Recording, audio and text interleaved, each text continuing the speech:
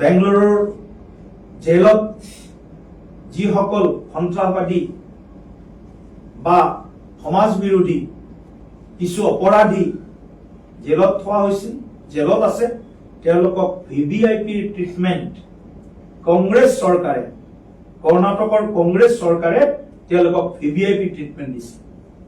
তেওঁলোকক mobile phone, TV, তেওঁলোকে বিচৰা খাদ্য, সকলো ধৰণৰ যোগাৰ কংগ্ৰেছ দলৰ ইংগিতত জেলত থকা অপৰাধীয়ে আজি দৃষ্টিকটুভাৱে এই সুবিধা পাবলৈ সক্ষম হৈছে।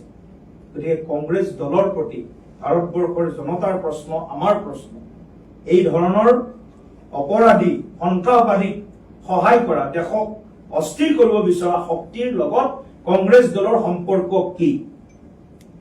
কংগ্ৰেছ দলে ইয়াৰ উত্তৰ দিব লাগে।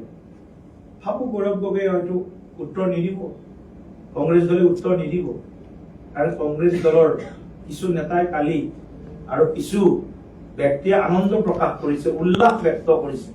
বম ব্লাষ্ট হোৱাৰ পিছত সামাজিক মাধ্যমত বহুতে পোষ্ট কৰিছে আৰু কিছুমানে পোষ্ট ডিলিটো কৰিছে। সৎ সাহস থাকিলে পোষ্ট ডিলিট কৰিব নোৱাৰে। হয়তো চাইছিল মানুহৰ মনটো কেনেকুৱা হ'ব, একেবাৰে ওপৰৰ জনে একশত হয়তো পোষ্টটো কৰা নাছিল, মাজৰ মধ্যমীয়া মানুহৰ দ্বাৰা কৰাই চাইছিল যে গৌৰৱ গগৈৰ বক্তব্যটো, মুখৰ বক্তব্যটো প্ৰদ্যুৎ বৰদলৈ ডাঙৰীয়াৰ মুখেৰে আমি প্ৰকাশ কৰিম।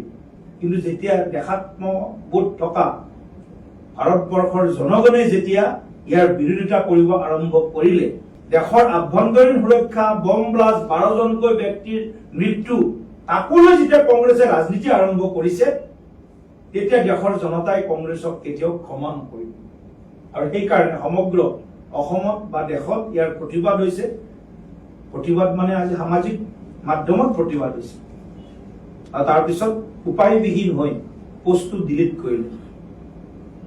পোষ্ট ডিলিট কৰিলে কংগ্ৰেছৰ চৰিত্ৰ ডিলিট হৈ নাযায়।